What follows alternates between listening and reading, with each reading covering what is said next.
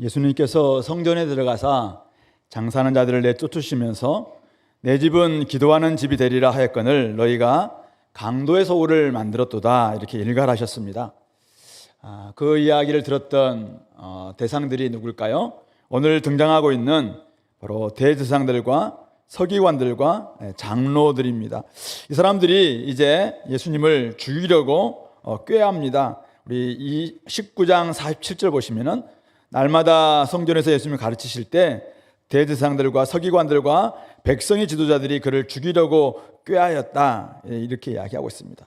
그러다가 오늘 이제 20장에 들어오시면 하루는 예수님께서 성전에서 백성을 가르치시고 복음을 전할 때 바로 이들이 대제사장들과 서기관들과 장로들이 함께 가까이 나와서 예수님께 질문을 합니다.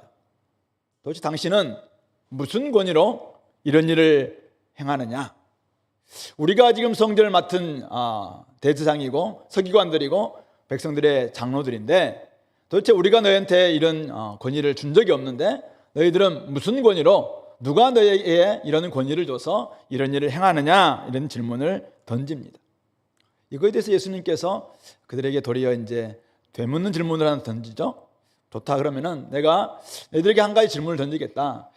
세례 요한의 세례가 하늘로부터 온 인정받은 세례냐, 아니면 그냥 자기가 스스로 사람으로부터 난 세례냐, 이런 질문을 한번 던집니다.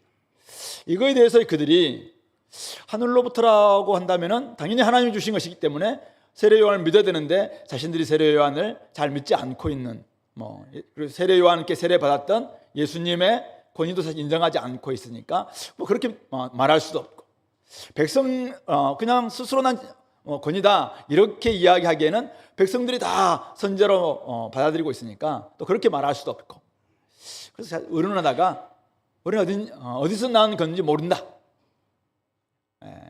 대답하지 않겠다 아니고 그냥 모르겠다, 이렇게 대답을 합니다. 그러니까 예수님께서 그래, 나도 그러면 어디서부터 누가 준 권위인지 내가 말하지 않겠다, 이렇게 말씀하시죠.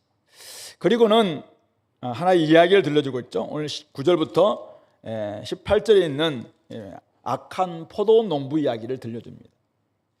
그들에게 이야기한 건 아니고 백성들에게, 이제 그 앞에 모여 있는 백성들에게 한 이야기인데 지금 이들이 주변에 있기 때문에 이들을 들으라고 하면 하신 이야기일 수도 있어요. 어떤 포도원 주인이 포도원을 만들고 이제 농부들에게 새로 주고 이제 떠났다는 것입니다. 멀리 타국을 떠났는데 이제 때가 되어서 포도 거둘 때가 됐기 때문에 이제는 농부들을 자기 종들을 보내서 이제 야, 너희들 그 얼마의 소출 새로 내라, 이렇게 이야기를 합니다. 그런데 첫 번째 보낸 종들도 그들이 능욕하고 때리고 새도 주지 않고 그냥 보내고, 두 번째 보낸 종도 그렇게 능욕하고 심히 때리고 거의 죽을 직전까지 때리고 새도 안 주고, 세 번째 종도 그렇게 합니다. 이렇게 하니까 이 참 포도원 주인이 그래도 굉장히 인내가 많으신 분이에요. 당장 쫓아가서 했을 텐데 생각을 해봅니다. 이놈들이 종들을 보내니까 안 되는 모양이다. 그러면은 좋다, 내 사랑하는 내 아들이 있는데 내 아들을 보내면은 그래도 쟤들이 내 아들이니까 그는 존대하지 않겠나, 이렇게 생각을 하고 이제 보냅니다. 그런데 그 농부들이 아들이 온다고? 자, 그렇다면 아들은 누구냐? 포도원 주인의 상속자가 아니냐? 야, 저 사람만 죽이면은 야, 우리가 이 포도원 독차지할 수 있겠네? 이렇게 하고는 사랑하는 아들을, 그 포도원 주인의 사랑하는 아들을 포도원 밖으로 데려가서, 포도원 안에서 피가 있으면 또 포도원도 이제 저주받은 땅이 될 수 있으니까 포도원 밖으로 데려가서 그를 때리고 죽였다는 것입니다. 이 사실을 알게 된 포도원 주인이 어떻게 됩니까? 그때 그동안 오랫동안 참았는데 더 이상 참지 못하고 와서 그들을 진멸하고 당연히 다른 사람들에게 이 포도원을 주지 않겠느냐, 이렇게 이야기를 합니다. 그러니까 듣고 있던 백성들이 그렇게 돼서는 안 됩니다. 그렇게 되지 말아지이다. 그렇게 진멸하는 것도 맞지 않는 것 같고 다른 사람한테 준다니요, 그렇게 안 됩니다, 이렇게 이야기합니다. 그러니까 예수님께서 그러면은 시편 118편 22절에 성경에 기록된 바 건축자들의 버린 돌이 모퉁이의 머릿돌이 되었다라는 말은 도대체 어찌 된 거냐. 결국 이런 일들은 일어날 수밖에 없다라는 이야기를 하시면서 이 돌 위에 떨어지는 자는 깨어지겠고 이 돌이 사람 위에 떨어지면은 그를 가루로 만들어 흩을 것이다. 그들은 이 돌이 자기들의 건축자들에게는 필요 없는 돌이라고 버렸겠지만은 결국 하나님은 이 돌을 사용해서 모퉁이의 머릿돌, 새로운 집을 짓는데 아주 귀중한 머릿돌을 삼으실 것이고, 결국 이 돌은 또 하나의 역할을 하는데, 결국 이 아들을 받아들이지 않는 사람들에게는 그 머리 위에 떨어져서 그들을 깨뜨릴 것이, 심판할 것이고, 결국 그들은 다 가루가 될 것이다. 아마 다니엘서에 나오는 그 뜨인 돌에 대한 그런 환상을 이렇게 인용한 것이 아닌가라고 이제 학자들이 이야기합니다. 어떤 신상을 만들었는데 금과 은과 또 쇠와 진흙으로 만든 신상이 다 있다가 결국은 뜨인 돌 와서 그가 쳐서 다 흩어지게 만들었던 그 환상을 이야기하시면서 결국은 이렇게 된다, 이런 이야기를 합니다. 이 이야기를 듣고 있었던 대제사장들과 서기관들, 백성의 장로들 뭐 옆에서 엿들었지만은 이 이야기가 머리가 있으면 알겠죠. 누구를 위한 이야기인가? 야, 우리를 위한 이야기 아니냐 이거지. 열이 받아서 당장 잡으려고 예수님을 팍 하려고 했지만은 딱 보니까 백성들이 또 잘 듣고 있고 백성들이 또 자기들 눈치를 보고 있으니까 겁이 나서 잡지 못합니다. 그리고는 어떻게 합니까? 정탐꾼들을 보냅니다. 정탐들. 야, 몇몇 사람들을 딱 보내면서 야, 가서 너희들이 다 예수님의 제자인 것처럼 말씀 잘 듣는 것처럼 스스로 의인인 채 좀 해라. 그리고는 한 중요한 질문을 한번 던져봐라. 이거는 외통수 질문인데, 이거는 절대 빼도 박도 못하는 질문인데, 야, 가이사에게 세를 바치는 것이 옳은지 옳지 않은지 이거 한번 질문 던져봐라. 보낸 것입니다. 그래서 이스라엘 정탐들이 가서 예수님 앞에 당신은 막 이런 대단한 사람입니다, 막 입에 발리 막 칭찬을 하시고는 딱 질문을 던지죠. 지금 로마 황제 가이사가 우리를 통치하고 있는데 우리가 로마 황제에게 세를 바치는 것이 맞습니까, 안 맞습니까? 다 이런 질문을 던지는 겁니다. 이거는 이제 굉장히 함정이 들어있는 질문이었거든요. 왜냐하면 바치라고 한다면은 아니 우리가 지금 유대인인데 어떻게 로마의 속국이 될 수 있느냐 하면서 매국노라고 이렇게 많은 사람들로부터 이제 지탄 받을 수 있는 그런 대답일 것이고, 바치지 말라 한다면은 당연히 로마가 지금 지배하고 있으니까 그러면 로마에 대해서 반항하고 있는 반기를 드는 뭐 열심당원 중에 한 명이다 이렇게 하면서 결국 반동분자로 또는 이 반란자로 주동자로 또 체포될 수도 있는 바로 이런 질문, 함정이 있는 질문이었습니다. 그때 예수님이 뭐라고 해요? 그 질문을 받고는 그들의 간사한 계략을 다 아셨죠. 그리고는 야, 너희들 지금 가지고 있는 데나리온을 하나 가져와 봐라. 데나리온은 로마 사람들이 쓰는 그 은전이거든요. 하루 품삯에 해당되는 은전인데 거기 앞에는 디베리오 황제의 이 형상이죠.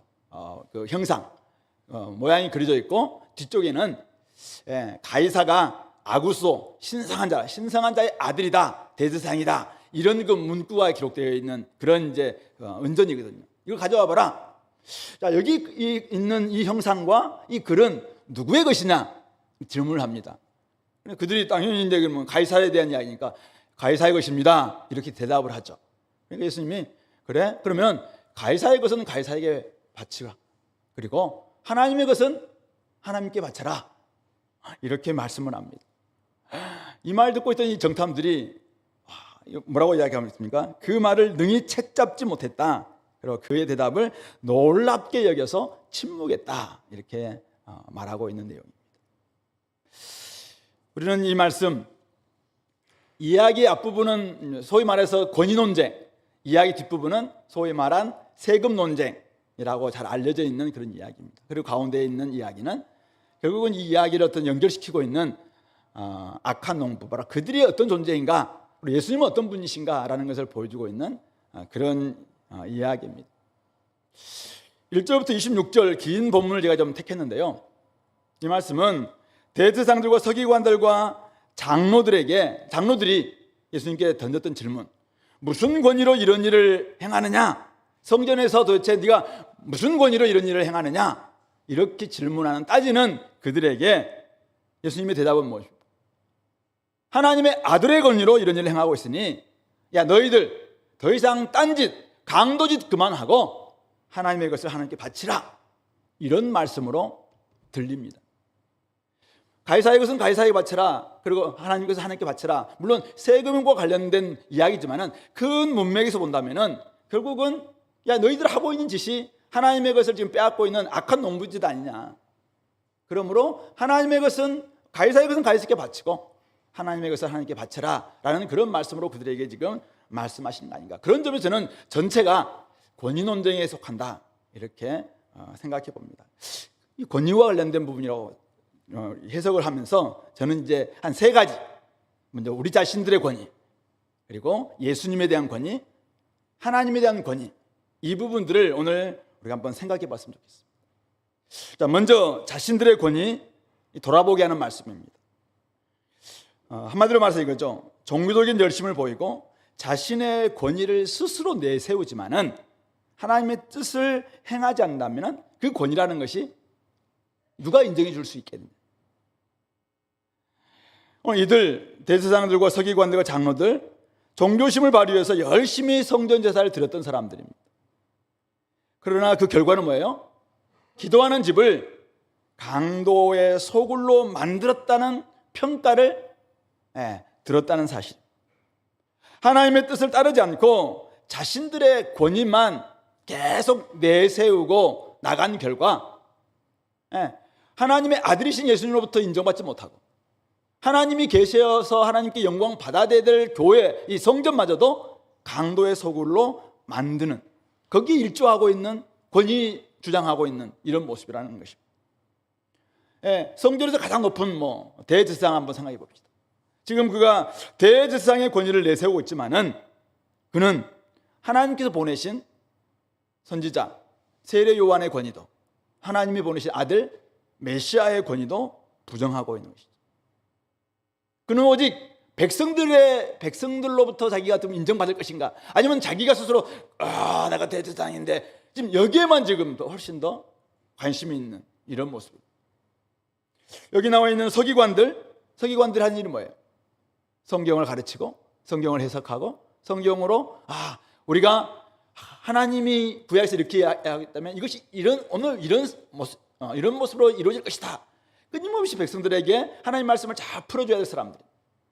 그런데 그들이 지금 서기관들의 권위로 말씀을 가르치고 있지만은 어쩌면 그것으로 통해서 하나님의 집이라는 성전을 건축해 오고 있었지만은 하나님의 아들이 와서 진짜 어쩌면 구약으로부터 끊임없이 지시하고 오시겠다라고 했던 바로 그분이 오셨음에도 불구하고 그분을 버린, 어쩌면 하나님의 보내신 진짜 가장 중요한 핵심 메시아, 그분을 버린 건축자들이죠.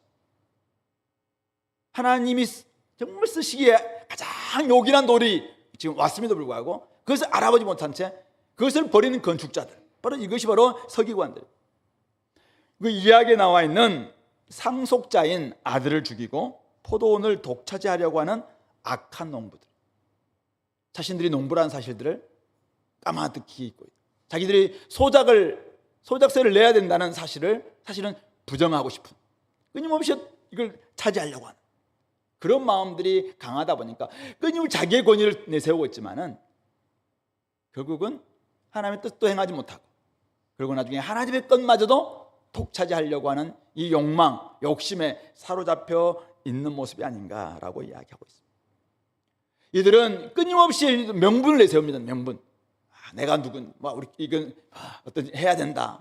교회는 이래야 된다. 성전은 이래야 된다. 여러 가지 그럴싸한 명분을 내세우고 있지만은 사실은 그들이 정말 가장 소중히 여기는 것은 자신들의 권위와 권익이었어요. 자기에게 이익, 내 것 잃으면 다 있는다. 그러니까 내 것 잃지 않기 위해서 예수님도 신성모독죄, 그래서 죽이려고 했던 것입니다.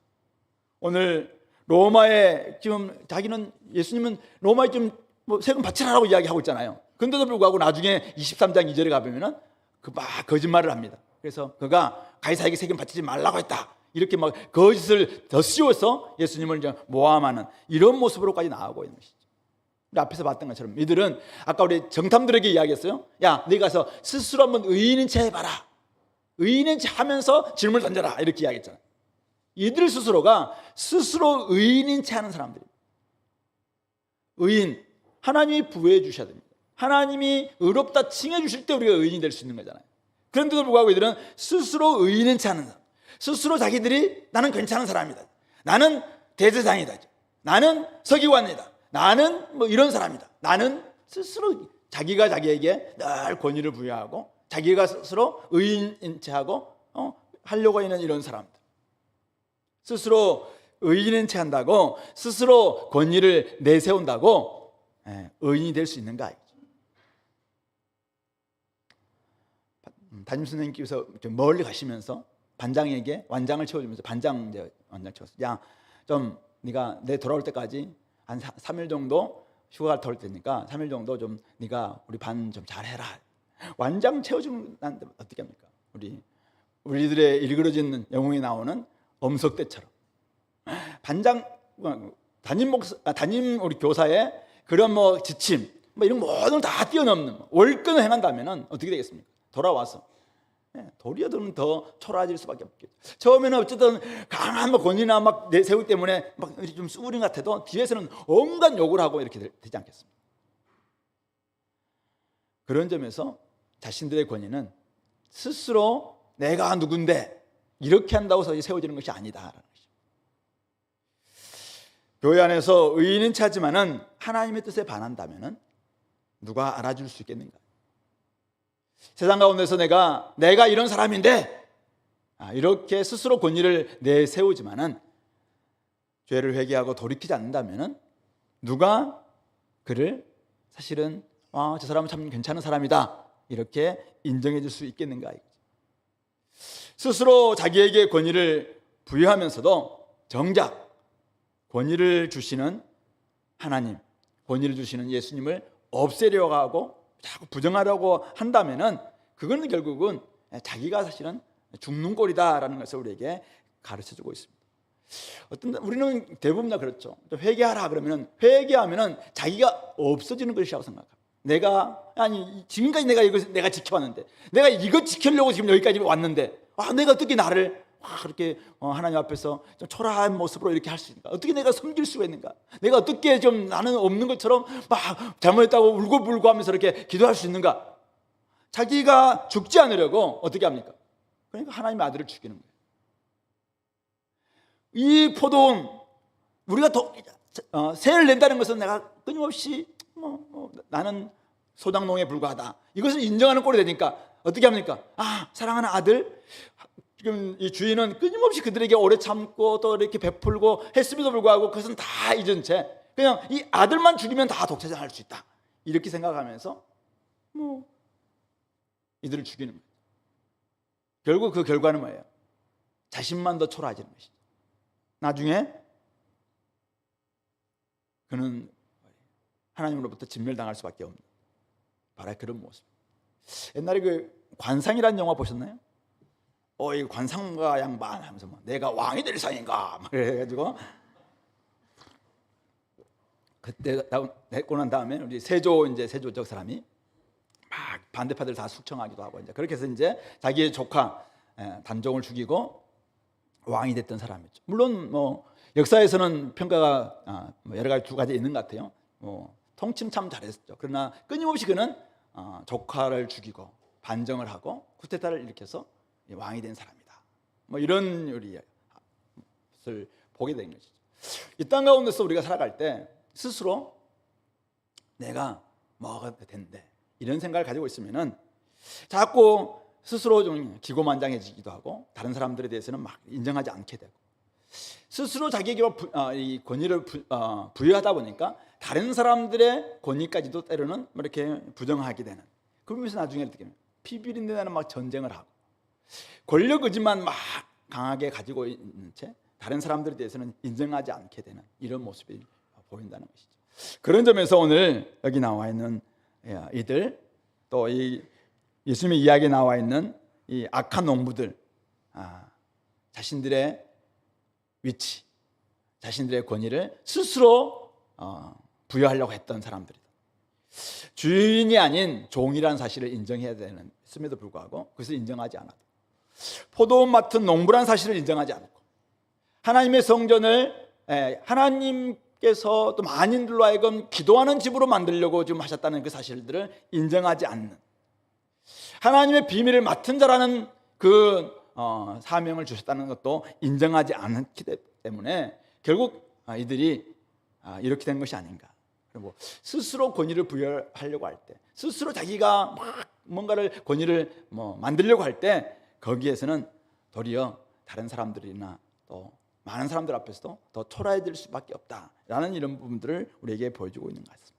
그런 점에서 오늘 우리 교회 안에서 우리 모든 사람들은 다 늘 겸손하신 분들이고 또 열심히 또 맡은 일들을 잘 감당하고 계시겠지만은, 혹시 내가 생각하고 있는 나 자신에 대한 모습들이, 나는 하나님이 나에게 인정해 주셨던 그분들로 내가 만족하고 살아가고 있는 건지, 아니면은 스스로 그것을 막 더 얻기 위해서, 그것을 좀 잃지 않기 위해서 때로는 막 지나치게 오버하기도 하고 월권을 행하기도 하고, 이렇게 함으로 말미암아 도리어 그 맡겨진 그 일마저도, 만민의 기도하는 집으로 만들어야 될 성전마저도 강도의 소굴로 만든 이들처럼 자기의 권위 이거 한번 막 끝까지 지켜내려는 그 욕심 때문에, 자기의 권익을 더 한번 확보하려는 이 욕심 때문에 스스로 의인인 체 하려고 하는 그 지나친 그 욕망 때문에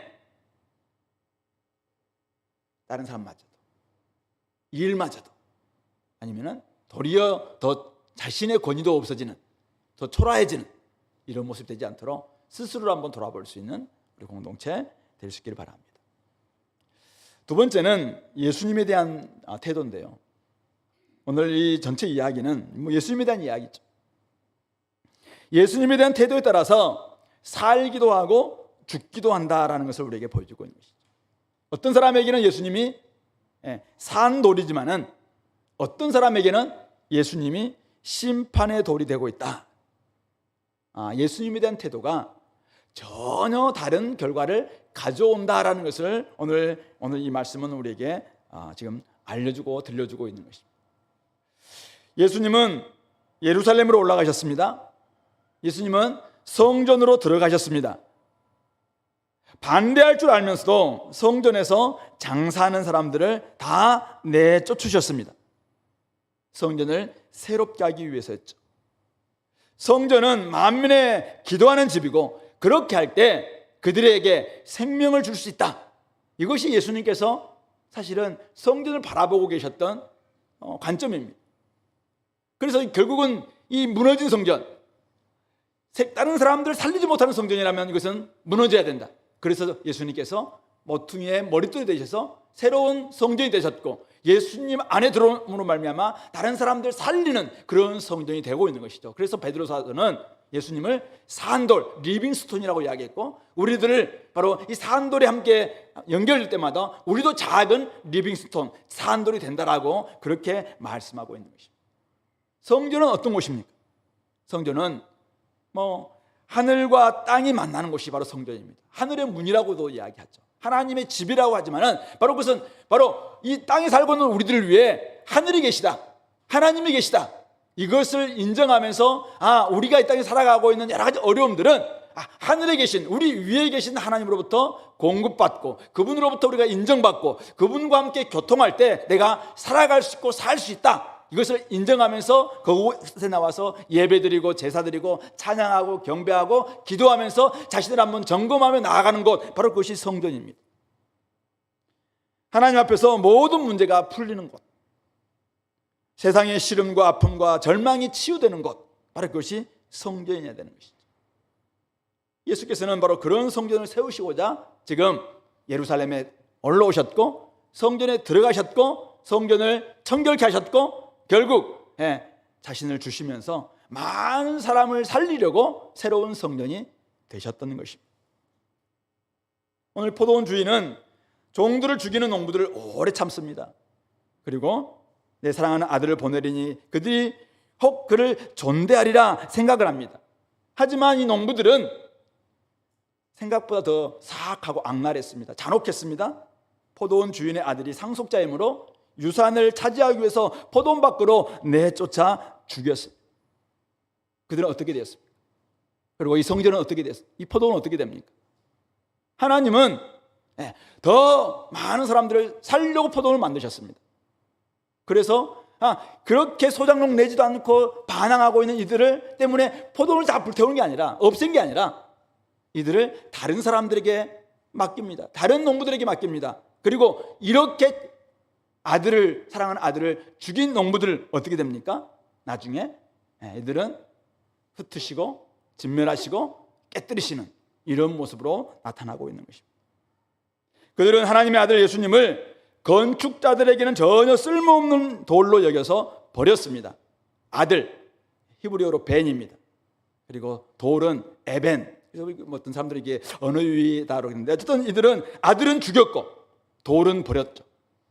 그렇게 했습니다. 그런데 하나님은 그 아들을 통해서, 그 돌을 딱 통해서 건축자들의 이 버린 돌이었지만 그 돌을 취해서 모퉁이의 머릿돌로 만드시고 많은 사람들을 살리시는 새로운 성전으로 지금 창조하고 계시다는 사실입니다.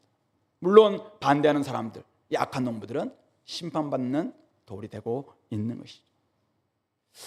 예수님은 건축자의 버린 돌이셨지만 보통 사람들, 보통 집을 짓고 이 땅에서 자기 욕망과 욕심을 위해서 그런 집을 짓고자 하는 사람들에게는 예수님은 전혀 쓸모없는 돌처럼 보입니다. 그래서 버립니다. 어떻게 날마다 섬기냐, 어떻게 희생하냐. 야, 그리고 메시아이면서 십자가에 달린 그리스도가 말이 돼? 버립니다. 이건 쓸모없는 돌이라고 생각하는 것이죠. 아니, 우리는 또 힘도 가져야 되고 권력도 가져야 되고 재력도 가져야 되고 더 강해야지, 그래야지 그런 집을 지어야지 사람들을 살리지. 아니, 무슨 그런 초라하고 늘 섬기고 희생하고 자기는 없어지고 이런 돌로 무슨 집을 짓냐. 이것이 이제 건축자들이 예수님을 버린 이유였던 것이죠. 그러나 하나님은 그 목적 여전히 세상과 똑같은 방식으로는, 세상과 똑같으면서 세상보다 더 나은 방식 가지고는 세상을 구원할 수 없다는 거예요. 그래서 완전히 다른 방식입니다. 다른 방식.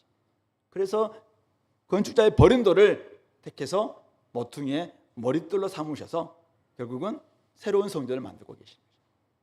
근데 이 예수님께 딱 붙는 사람들은 생명을 얻습니다. 삶을 얻습니다. 삶이 회복됩니다. 진짜 자기의 모든 문제들이 회복됩니다. 그러나 이 세상 사람들처럼, 지금까지 건축자들처럼 예수님은 쓸모없는 돌이다, 버리는 사람들, 이런 사람은 도리어 그 돌에 의해서 가루가 되고 진멸당하고 없어지는 이런 모습이 되고 있다는 것이죠. 예수님에 대한 태도에 따라서 어떤 사람들에게는 산돌, 생명을 주는 돌이 될 수 있고, 어떤 사람에게는 심판의 돌, 진짜 사망을 주는 돌이 될 수 있다라는 것을 오늘 이 본문은 우리에게 가르쳐주고 있는 것입니다. 여러분들의 신앙생활에, 여러분들의 일상생활에, 여러분들의 교회 안팎의 삶에 예수님은 지금 어떤 위치를 차지하고 있습니까? 오늘 PBS를 한 에베소서 1장 1절부터 14절에서 바울은 에베소에서 전체적으로 나오겠지만 우리에게 하나님께서 하셨던 일, 예수님이 하셨던 일, 성령님이 하셨던 일을 막 이야기하면서 그리스도 안에서 그 사랑하시는 그 아들 안에서, 그 안에서라는 단어를, 그리스도 안에서라는 단어를 무한반복 계속 지금 반복하면서 강조하고 있습니다.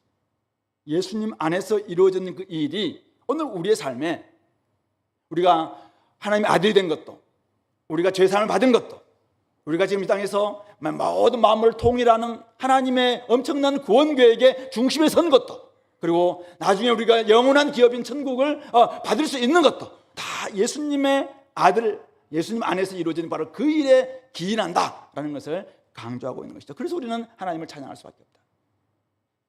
바울 사도가 고린도에 보낸 편지에서는 오직 교회의 터는 바로 예수 그리스도, 바로 그분 한 분이라고 이야기하고 있습니다. 예수 그리스도를 만나지 않고서는 교회 안에 들어올 수가 없다는 것입니다. 예수 그리스도의 이 터 위에 세워지지 않고서는 온전한 교회가 될 수 없다. 그래서 예수님을 통해서 내가 예수님을 영접하고 내가 구원, 의롭다함을 청하지 않고서는 누구도 교회의 일원이 될 수 없다. 바로 그것이 터가 되었다는 바로 의미입니다.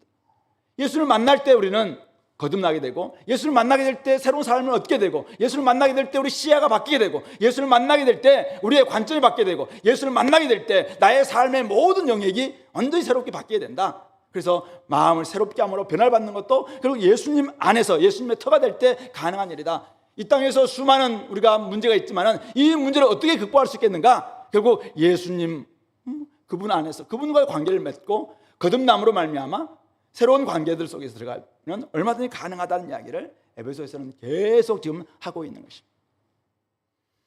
예수 그리스도께서 이루신 일이 없었다면 우리는 여전히 죄와 허물로 말미암아 죽은 존재 가운데로 살아가게 될 것입니다. 이상 풍속을 따르고 여전히 우리가 육체와 마음이 원하는 대로 살고 싶고, 또 그냥 사탄, 이 세상에 주름 잡고 있는 불순종의 아들들 가운데 역사하는 그 영에 따라서 지금도 살아갈 수밖에 없는 그런 존재가 되었을 것입니다.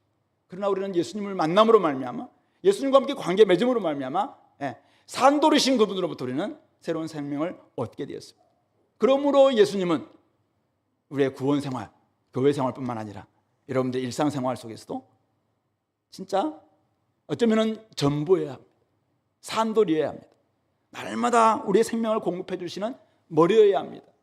여러분들의 오늘의 공부, 오늘의 직업, 직장생활, 여러분들의 가정생활, 여러분들의 모든 것들을 지금 어쩌면 지시를 받아야 될 머리, 권위, 바로 예수님이어야 된다는 말씀. 그럴 때 우리의 삶이 의미도 있고 살아있는 삶, 하나님께서 원하셨던 그런 모습이 될 수 있다는 것을 우리에게 알려주고 있죠. 그런데 오늘 여기 나와 있는 약한 농부들 끊임없이 예수님의 권위를 인정합니다. 왜냐하면 자기들의 지금까지 틀에는 맞지 않고 자기들이 추구하고 있었던 나름대로 성전을 통해서 얻고자 했던 그것과 지금 맞지 않다고 생각하니까 늘 배척하려고 합니다. 어떻게든 죽이려고 합니다. 어떻게든지 로마의 황제 그 다스림 앞에 그냥 보내서라도 죽이려고 하고 있는, 지금 책 잡고 엿보고 그냥 몰아내고, 그 마음은 뭐예요? 예수님이 나한테 좀 사라졌으면 좋겠다.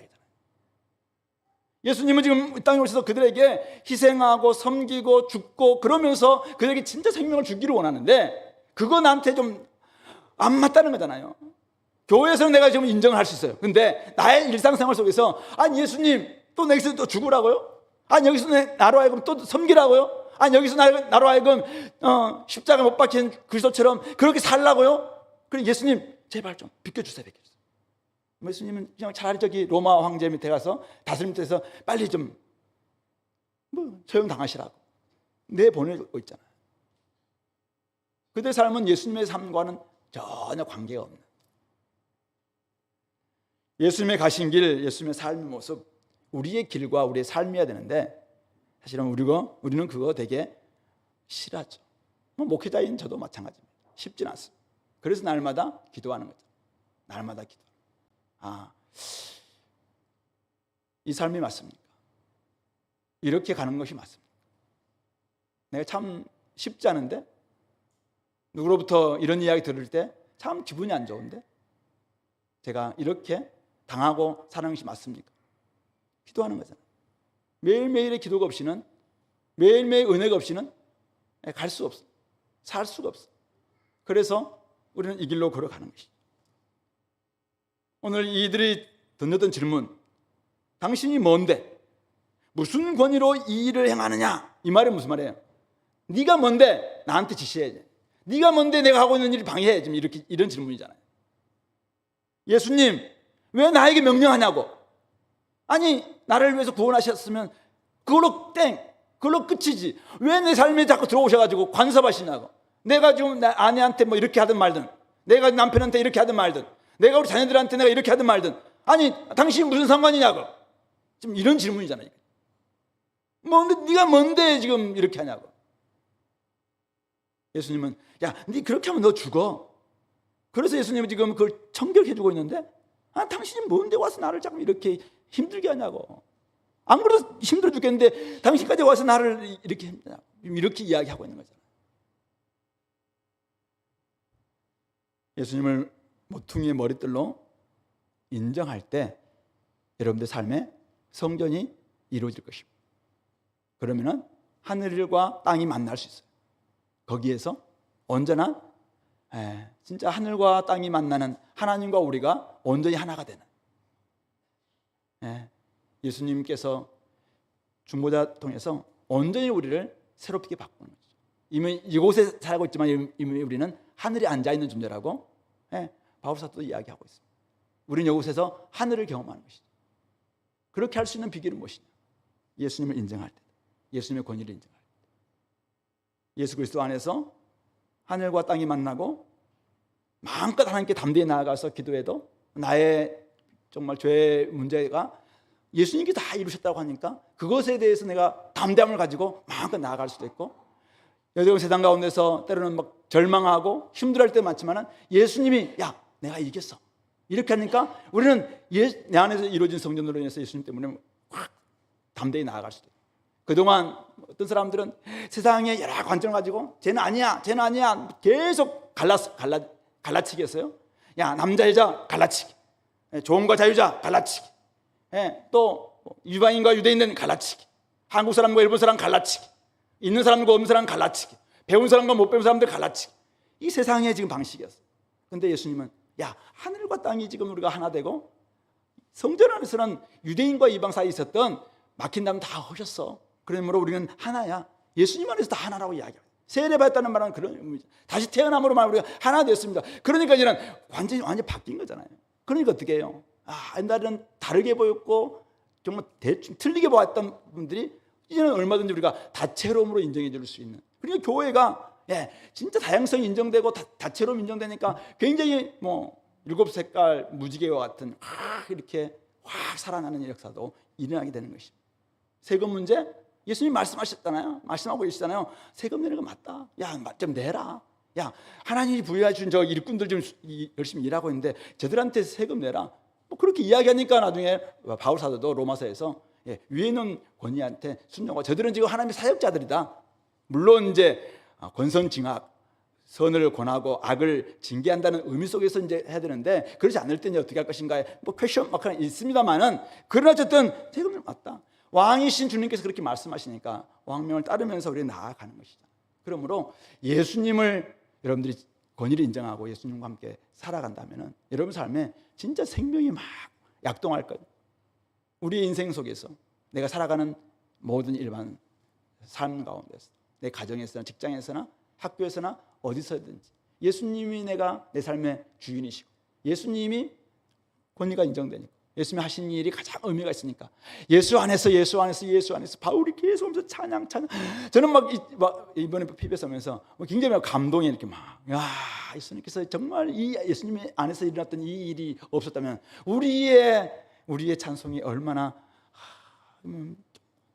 뭐뭐 때문에 이렇게 하는 이런 때문이 없다면 우리에게 얻는 것이 별로 없음에도 불구하고 어떻게 찬양할 수 있는가? 아니 이것도 안 해줬고 나는 누구보다 뭐하고 누구보다 가난하고 누구보다 뭐한데 내가 어떻게 막 찬양할 수 있을까? 근데 예수님 안에서 이루어진 일들이 막 묵상하니까 그 모든 것을 초월할 수 있는 엄청난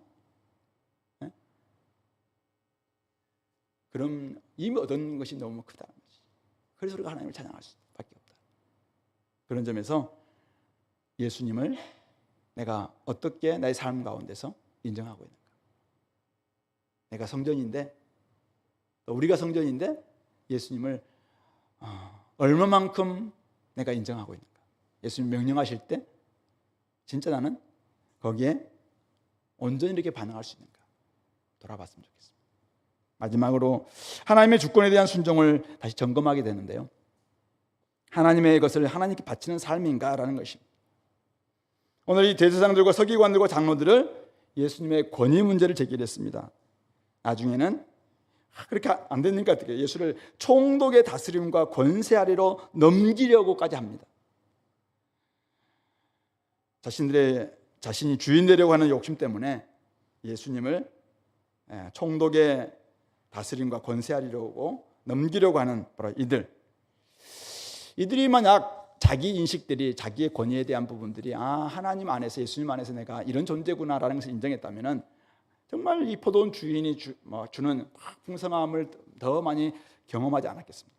근데 이들이 결국 하나님의 권위이죠, 주권, 그것을 인정하지 않고 결국 그것을 자기의 것으로, 이 유산을 자기의 것으로 만들려고 아들을 죽이는 바람에 하나님의 것을 하나님께 바치지 않으려고 하는 그 속셈으로 말미암아 그들은 더 초라해지고 그들은 멸망할 수밖에 없었다. 타인의 권위도 하나님의 권위도 무시하는 이 결과가 결국 자신마저도 망하게 되는 이런 꼴이 되었다라는 것입니다. 그런 점에서 우리는 하나님의 주인 되심을 인정하고 가이사의 것, 그 흉상에 데나리온의 가이사의 형상과 가이사의 글이 기록되어 있기 때문에 가이사에게 바쳐라 이렇게 했잖아요.